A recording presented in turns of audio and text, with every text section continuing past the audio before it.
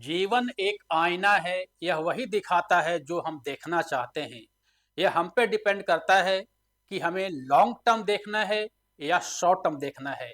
आज का जो विषय होगा long term vs short term investing and trading. इसके बारे में हम लोग डिस्कस करते हैं। बढ़ रहे हैं शाम के साथ। शुरू करते हैं शेयर बाजार की चौपाल अरविंद सर के साथ। चलते हैं बोर्ड पर और समझते हैं long term and short term investing के बारे में।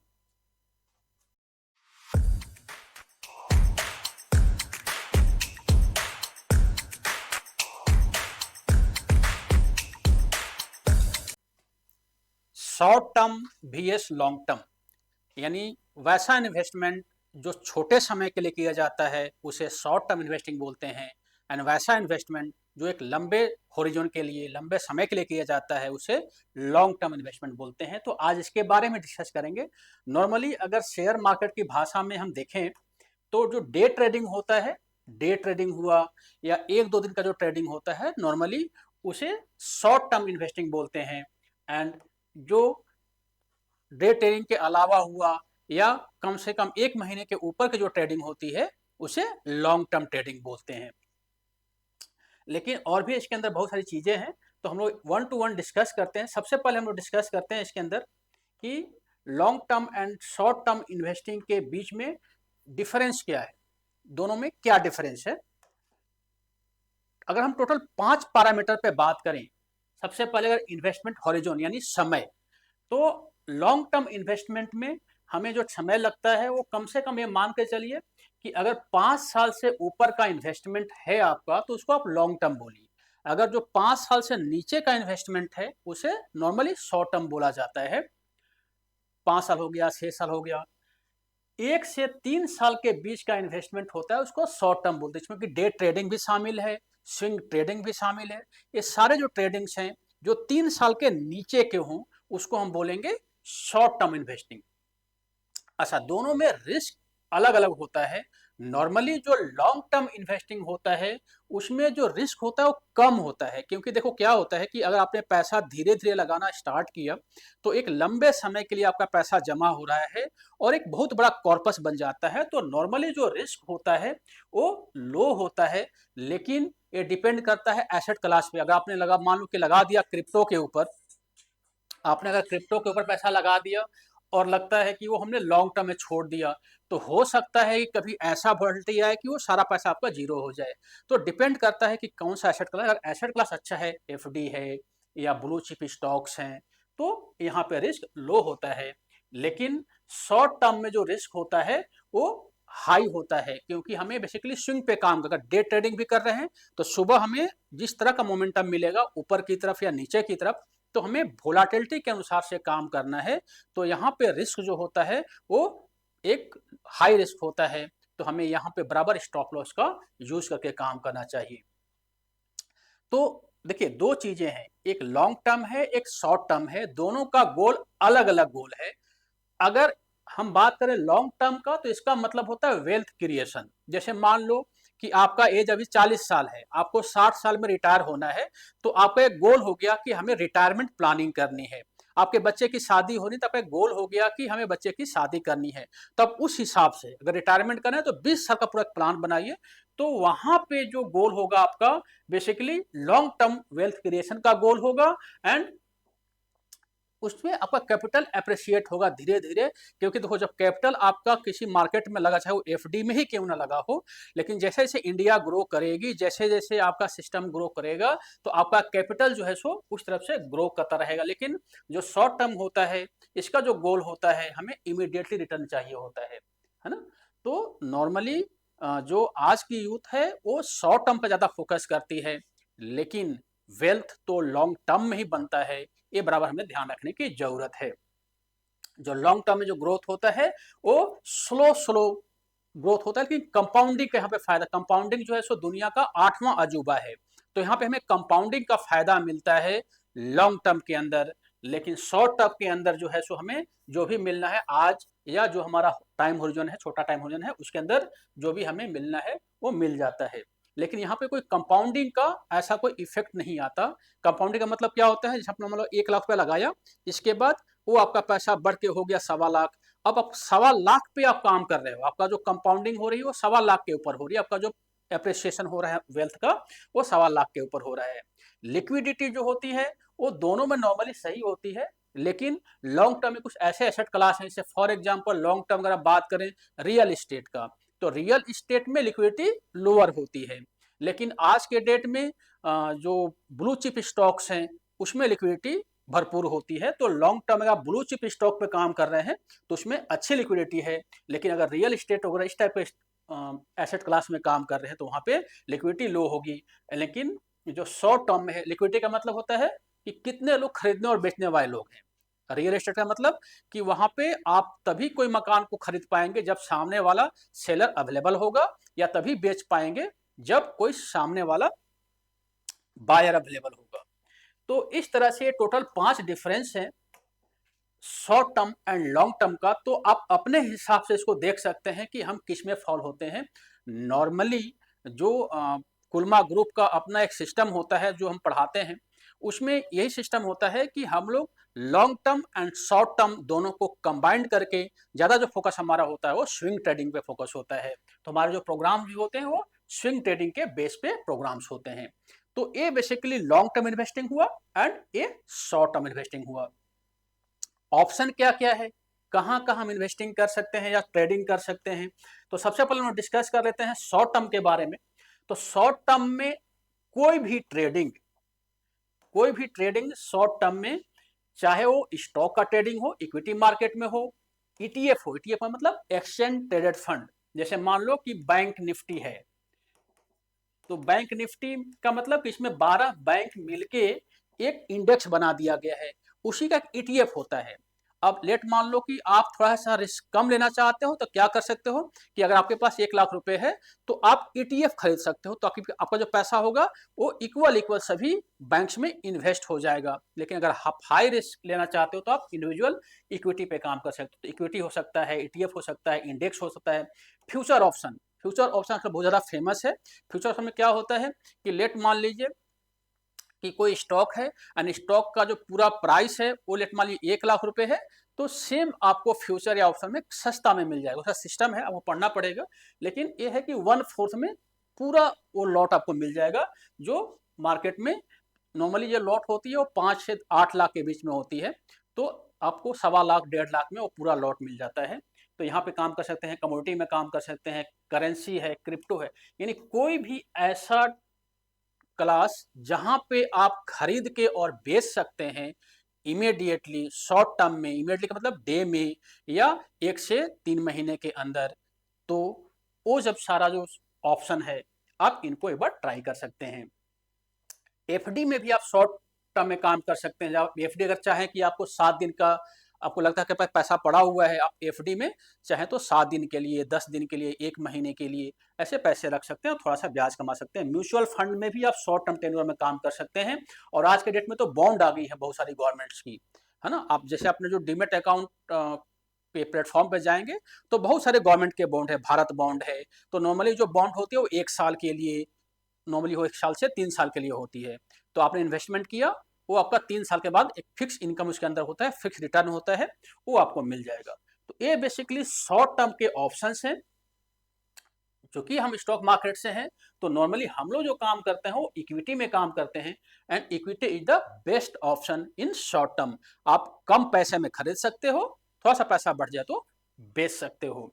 अगर हम लॉन्ग टर्म की बात करें तो लॉन्ग टर्म में भी यही सारे ऑप्शंस होते हैं, लेकिन थोड़ा सा जैसे कि अगर स्टॉक में बात करेंगे तो हमें ब्लू चिप स्टॉक में काम करना चाहिए, क्योंकि छोटे स्टॉक का कोई भरोसा नहीं कि वो स्टॉक जो है सो कब बैंक करप्ट हो जाए, कोई अता पता नहीं। कुछ स्टॉक ऐसे भी होते हैं कि छोटे स्टॉक अभी होते हैं, बाद में मल्टी बैगर बनते हैं, लेकिन उसके लिए बहुत ही ज़्यादा हमें स्टडी करनी पड़ती है। तो हमें ब्लू चिप का मतलब कि इंडिया के टॉप 50 स्टॉक, एक निफ्टी 50 एक इंडेक्स है, अब जब शेयर मार्केट में काम कर जरूर जानते होंगे। तो निफ्टी 50 के अंदर इंडिया के टॉप 50 स्टॉक होते हैं, उसमें से टॉप 10 स्टॉक है उस पर इन्वेस्टमेंट करना ज़्यादा फायदेमंद होता है जिसको बोलते हैं ब्लू चिप स्टॉक। इसी तरह से म्यूचुअल फंड में आप लॉन्ग टर्म में काम कर सकते हैं। म्यूचुअल फंड में नॉर्मली क्या होता है, कभी आप इन्वेस्टमेंट करोगे तो फर्स्ट 1 to 3 ईयर्स तक आपको कोई रिटर्न नजर नहीं आएगा, जीरो रिटर्न नजर आता है। लेकिन अगर वही आप लॉन्ग टर्म में इन्वेस्टमेंट करते जाओगे तो क्या होता है कि वोलेटिलिटी का फायदा होता है। कहीं मार्केट ऊपर होती है, कहीं मार्केट नीचे होती है, तो ऊपर भी परचेज होता है, नीचे भी परचेज होता है, तो एक तरह से एवरेज आपको रिटर्न मिल जाता है। तो लॉन्ग टर्म म्यूचुअल फंड में आप काम कर सकते हैं, ईटीएफ में भी कर सकते हैं, बॉन्ड है, सिक्योरिटीज है। National pension scheme, national pension scheme एक गवर्नमेंट का इनिशिएटिव है, इस पर भी काम कर सकते हैं। इसमें नॉर्मली पैसा जो है सो म्यूचुअल फंड में ही, म्यूचुअल फंड के थ्रू ही इन्वेस्ट होता है, इक्विटी मार्केट में ही इन्वेस्ट होता है। लेकिन एक सिस्टम है गवर्नमेंट का, है ना, इसमें गवर्नमेंट का सारा इसके अंदर सिक्योरिटी वगैरह होता है, तो आप इस पे इन्वेस्टमेंट कर सकते हैं। एक पेंशन के लिए बड़ा ही अच्छा स्कीम है। प्रोविडेंट फंड सबको मालूम है। एक जो नया एसेट क्लास है जिसको कि हमें समझना चाहिए कि रियल इस्टेट। अब रियल इस्टेट का मतलब होता है कि अगर आप एक घर को खरीदते हो और बेचते हो, तो घर का मतलब होता है कि कम से कम आपको 50 लाख, आज के डेट में 50 लाख से नीचे तो कोई घर मिलता नहीं, तो 50 लाख रुपये आपके पास कम से कम होना चाहिए। अगर आप होम लोन भी लेते हो तो 50 लाख का 20% कम से कम आपके पास 10 लाख हाथ में होना चाहिए, तब आप रियल इस्टेट में इन्वेस्टमेंट कर सकते हो। Long term investment real estate में बहुत ही अच्छा माना जाता है, क्योंकि धीरे धीरे जो आपकी प्रॉपर्टी होती है उसका कैपिटल अप्रिशिएट होता है, उसकी वैल्यू बढ़ जाती है। लेकिन आज के डेट में एक नया चीज आ गया है जिसको हम बोलते हैं रीट बोलते हैं।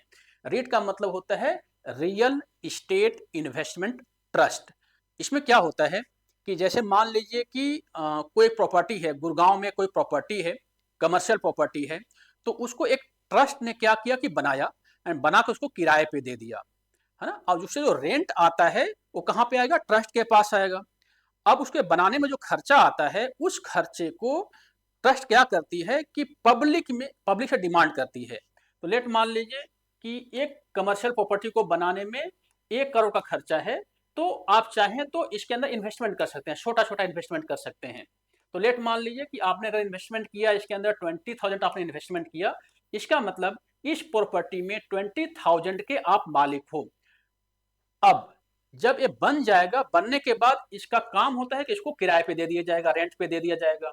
अब यहां से जो रेंट आएगा, तो जो आपका 20,000 का जो शेयर है वो हर 3 महीने आप में आपके अकाउंट में आता रहेगा।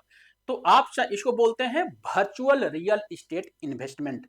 एक तो होता है रियल इस्टेट, जो नॉर्मली आप मकान या प्लॉट या प्रॉपर्टी या दुकान जो भी है वो आप खरीदते हो, एंड खरीदने के बाद आप क्या करते हो कि उसको किराए पे दे करके इनकम करते हो, इसको बोलते हैं रियल इस्टेट।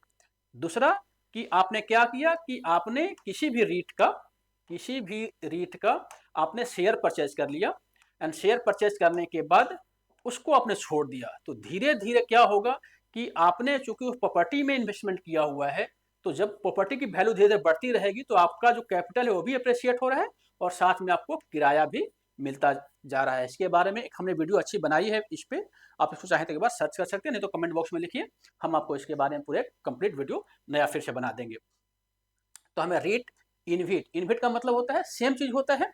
रीट में चूंकि कमर्शियल प्रॉपर्टी में इन्वेस्टमेंट होता है, इनविट के अंदर क्या होता है कि इंफ्रा बॉन्ड, इंफ्रास्ट्रक्चर में होती है। जैसे फॉर एग्जाम्पल मान लो कि कोई सड़क बनना है, कोई रोड बनना है, तो वो एक इंफ्रास्ट्रक्चर हो गया ना। तो अब रोड बनने के लिए जो पैसा चाहिए उसकी एक इनविट बना दी जाएगी। तो नॉर्मली रोड के लिए नहीं होता, जैसे कि पावर वगैरह के लिए होता है इनविट। तो आप पावर, जैसे पावर ग्रिड कंपनी है, तो वो बहुत सारे इनविट को उसने लॉन्च किया हुआ है। इसको बोलते हैं एक लॉन्ग टर्म इन्वेस्टमेंट प्लान। इसी तरह से गोल्ड सिल्वर में भी आप काम कर सकते हो। म्यूचुअल फंड में एसआईपी कर सकते हो। एसआईपी यानी सिस्टमेटिक इन्वेस्टमेंट प्लान। या तो आप खुद एसआईपी कर सकते हो म्यूचुअल फंड में, या आप इक्विटी इन्वेस्टमेंट, इक्विटी एसआईपी भी कर सकते हो। कि जैसे दोनों में क्या हो रहा है कि इक्विटी के अंदर इन्वेस्टमेंट हो रहा है, म्यूचुअल फंड में आपके पास एक पर्सन है जो आपके पैसे को इन्वेस्ट कर रहा है, उसके बदले में थोड़ा सा वो कट लेता है, जिसको बोलते हैं हम लोग उसका जो इंटरेस्ट होता है। लेकिन आप चाहें तो स्टॉक के अंदर आपको अगर नॉलेज है तो आप पर डे से कि एक किसी एक स्टॉक को पकड़ लीजिए और पर डे उसमें आप थोड़ा थोड़ा इन्वेस्टमेंट करते रहिए। तो स्टॉक एसआईपी भी कर सकते हैं या म्यूचुअल फंड एसआईपी भी कर सकते हैं।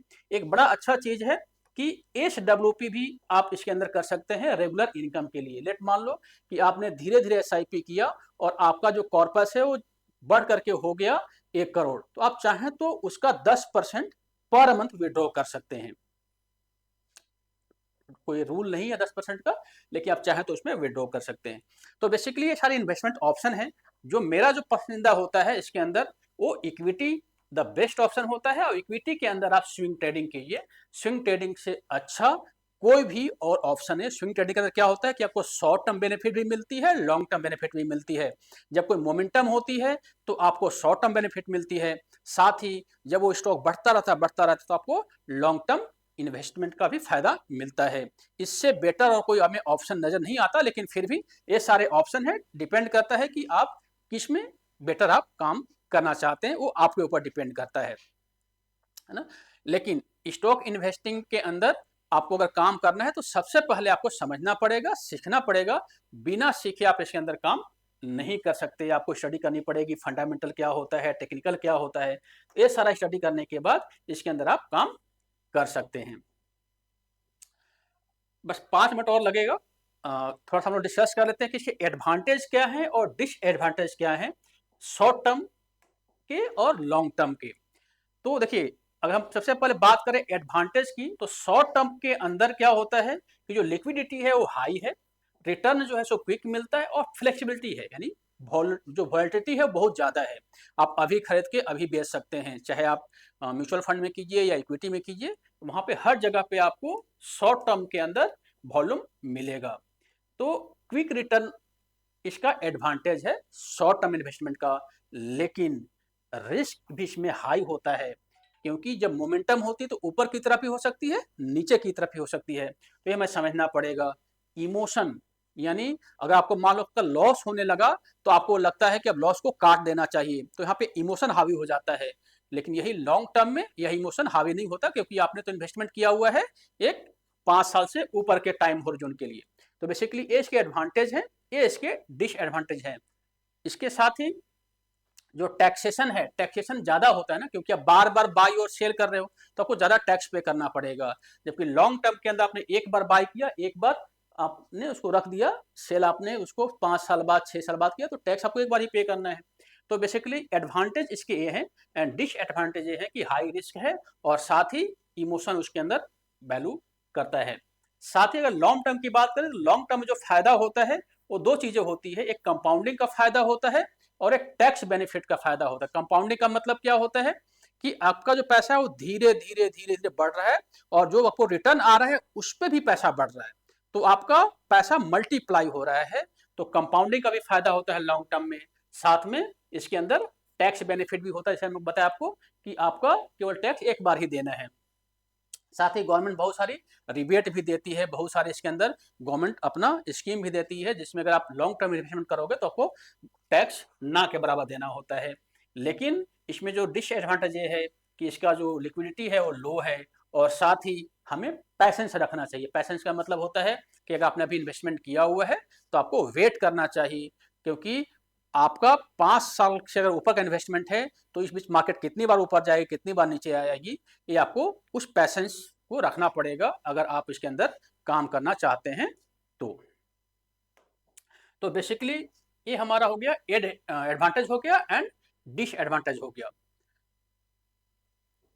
इन्वेस्टमेंट स्ट्रेटजी क्या होनी चाहिए, सर आपने बता तो दिया कि लॉन्ग टर्म इन्वेस्टमेंट क्या है एंड शॉर्ट टर्म इन्वेस्टमेंट क्या है, हमारी स्ट्रेटजी क्या होनी चाहिए। तो बराबर 4 चीज को याद रखिए कि आपका सबसे पहले गोल आप पहले क्लियर करो कि आपका गोल क्या है ना। उसी हिसाब से आप इन्वेस्टमेंट करो। जैसे मान लो कि अगर आपका गोल है रिटायरमेंट प्लानिंग और आपके पास अगर 20 साल टाइम है, तो आप थोड़ा थोड़ा पैसा लगाओ, क्योंकि 20 साल में पैसा आपका आराम से बड़ा हो जाएगा।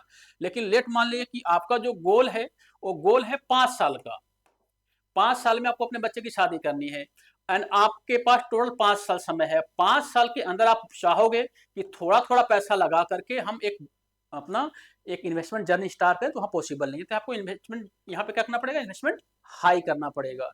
तो सबसे पहले आपको गोल को क्लियर करना पड़ेगा कि आपका गोल क्या है। इसके साथ ही टाइम होरिजन क्या है, लंबा है या छोटा टाइम है। इसके साथ ही आपका रिस्क टॉलरेंस क्या है। एक ही ध्यान रखिएगा कि चाहे कितना भी सेफ इन्वेस्टमेंट हो, जैसे अगर एफडी की ही बात करें, अगर आपने कोई ऐसे बैंक में एफडी कर लिया है कि और कल के डेट में बैंक करप्ट हो गई, तो उसमें आपके एफडी में भी प्रॉब्लम आ सकती है। इसलिए आपका रिस्क टॉलरेंस होना चाहिए कि लेट मान लीजिए हमने इन्वेस्टमेंट किया हुआ है तो हमारा इतना रिस्क है, हम इतना रिस्क तो झेल सकते हैं। साथ ही आपको फाइनेंशियल नॉलेज होना चाहिए, बिना नॉलेज का तो कुछ काम करना ही नहीं चाहिए, है ना। आपको फाइनेंशियल नॉलेज होना चाहिए, तभी आपको इसमें काम करना चाहिए, है ना। तो अब देखिए दो चीजें हैं, अगर आपके पास कुछ नॉलेज नहीं है तो आप आराम से म्यूचुअल फंड के अंदर काम कीजिए या ईटीएफ के अंदर काम कीजिए। अगर आपको चाहते हैं कि लेकिन हाँ इसमें रिटर्न जो होगा उसी हिसाब से आपको कम मिलेगा, नॉर्मली 18% के आसपास मिल जाती है ईयरली। लेकिन अगर आपके पास नॉलेज है तो आप इक्विटी में काम कीजिए, आप बाकायदा इक्विटी को सर्च कीजिए कौन सा स्टॉक अच्छा काम कर रहा है, कौन सा स्टॉक खराब काम कर रहा है, कौन सा स्टॉक में आपको इन्वेस्टमेंट करना चाहिए, आपको समझ में आ जाएगा, आप फिर वहां पे काम कीजिए। तो बेसिकली ये 4 फैक्टर हैं जिसको आपको बराबर ध्यान रखना चाहिए इन्वेस्टमेंट स्टार्ट करने से पहले। सबसे जो मेन है आपको ये ध्यान रखना है कि आपका टाइम होरिजन क्या है। अगर आपका लॉन्ग टर्म है तो उस हिसाब से बहुत सारे, फॉर एग्जांपल जैसे मान लीजिए पीपीएफ है, अब पीपीएफ में अगर आप जॉब करते हो तो पीपीएफ में थोड़ा थोड़ा पैसा कटता रहता है। पुराने जमाने में पीपीएफ ही मेन होती थी, है ना। अब वो जब रिटायरमेंट होते हैं तो बहुत एक मोटा पैसा मिल जाता है। तो लेट मान लीजिएगा टाइम, अगर आपने अभी भी नौकरी शुरू किया तो PPF is a better option. अगर आप प्राइवेट नौकरी में हो तो NPS is the better option, national pension scheme. Tax एक बार समझ लेते हैं कि क्या क्या इसमें टैक्स अवेलेबल है, टैक्स क्या क्या लगते हैं।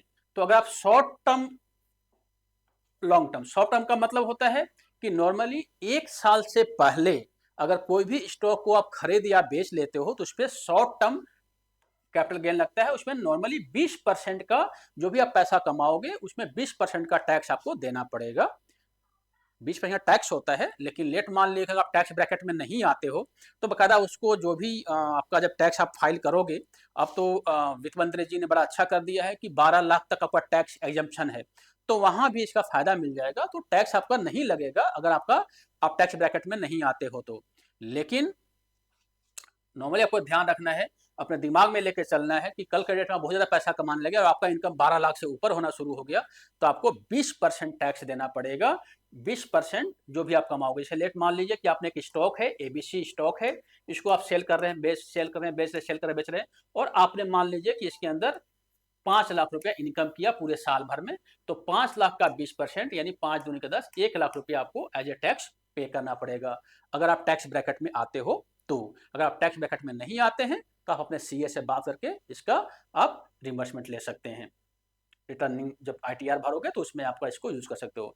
लॉन्ग टर्म के अंदर क्या होता है, यही जो 20% यहाँ पर है ये 12.5% हो जाता है अगर आपका टाइम जो होरिजन है वो 1 साल से ऊपर है तो। 1 साल से नीचे है शॉर्ट टर्म, 1 साल से ऊपर है लॉन्ग टर्म। इसमें एक फायदा ये है कि अगर आपका प्रॉफिट केवल 1.25 लाख के आसपास है, 1.25 लाख से ऊपर प्रॉफिट नहीं हुआ है लॉन्ग टर्म के अंदर भी, तो आपको जो टैक्स होगा वो एग्जम्प्ट हो जाएगा, वो आपको टैक्स इसके अंदर पे नहीं करना लॉन्ग टर्म कैपिटल गेन। लेकिन अच्छा, लॉन्ग टर्म कैपिटल गेन केवल शेयर पे ही नहीं है, आप प्रॉपर्टी पे भी, प्रॉपर्टी में भी अगर आप खरीद कर बेच देते हो तो उसमें भी लॉन्ग टर्म कैपिटल गेन है। तो आपको ये टैक्स जब भी आप आईटीआर भरते हो तो अपने एक बार सीए से डिस्कस कर लीजिए। नॉर्मली 20% और 12.5% का सिस्टम इसके अंदर होता है। तो ये पूरा सिस्टम है जिसमें कि आप long term and short term के बारे में समझ सकते हैं। जो मेरा एक बड़ा पसंदीदा चीज है वो है स्विंग ट्रेडिंग, जिसके अंदर आप मोमेंटम को ट्रेड करो और मोमेंटम के अनुसार से अपने आप शॉर्ट टर्म गोल को भी प्लान करो और लॉन्ग टर्म भी प्लान करो। फॉर एग्जांपल, आपने एक स्टॉक में इन्वेस्टमेंट किया, आज स्टॉक यहाँ था, यहाँ पहुंचा, आपने इसको बेच दिया, प्रॉफिट कमा लिया, फिर उसमें वेट कीजिए, जब नीचे आएगा फिर इन्वेस्टमेंट कर दो। तो इसको बोलते हैं स्विंग ट्रेडिंग, आपने स्विंग पे काम किया। लेकिन अगर आपको लगता है कि आपके अंदर वो पैसेंस है, आपको उस ऊपर नीचे से आपको ज़्यादा ध्यान देने की ज़रूरत नहीं है, तो आप क्या कर सकते हो कि आप लॉन्ग टर्म में काम, आपने एक बार इन्वेस्टमेंट किया और छोड़ दिया, अच्छी कंपनी है तो वो बढ़ती रहेगी, या गोल्ड में इन्वेस्टमेंट किया छोड़ दिया, सिल्वर में इन्वेस्टमेंट किया छोड़ दिया, रियल एस्टेट में इन्वेस्टमेंट किया छोड़ दिया, तो इस तरह से कर सकते हैं। ये टोटल 4 रूल है, इसको ज़रूर ध्यान रखिए। अगर आपको भविष्य में कुछ मतलब वेल्थ बनाना है तो आपको start investing today, plan for tomorrow. इसके साथ एक बड़ा गोल्डन रूल है कि जो भी आपका एज है उसका 1000 आप पर मंथ एसआईपी करो या पर मंथ इन्वेस्टमेंट जरूर करो। एज 40 साल है तो 40,000 पर मंथ अगर आप करते हो तो अच्छा खासा इनकम बन जाएगा। जरूरी नहीं है कि 40,000 ही करो आप, मैं एग्जाम्पल दे रहा हूँ। तो आपका एक अच्छा खासा इनकम बन जाएगा, है ना। आप इसको डाइवर्सन करो, कुछ पैसा आप गोल्ड में लगाओ, कुछ एफडी में लगाओ, कुछ आप इक्विटी में लगाओ, इस टाइप से। एंड स्विंग ट्रेडिंग हमें करना चाहिए शॉर्ट टर्म के लिए और इन्वेस्टमेंट करना चाहिए लॉन्ग टर्म के लिए। जैसे मैंने बताया कि आपको स्विंग ट्रेडिंग में करना क्या है कि आप अभी खरीदिए बेचिए, थोड़ा सा आप स्टडी करो शेयर मार्केट को, एंड स्टडी करने के बाद आप आराम से स्विंग ट्रेडिंग कर सकते हो। तो ये पूरा आज का सिस्टम था जिसके अंदर हमने long term and short term को डिस्कस किया। कल का जो सेशन होगा उसमें हम डिस्कस करेंगे कंपाउंडिंग के बारे में कि कंपाउंडिंग कैसे काम करती है ना। तो कल का एक बार वीडियो का वेट कीजिए।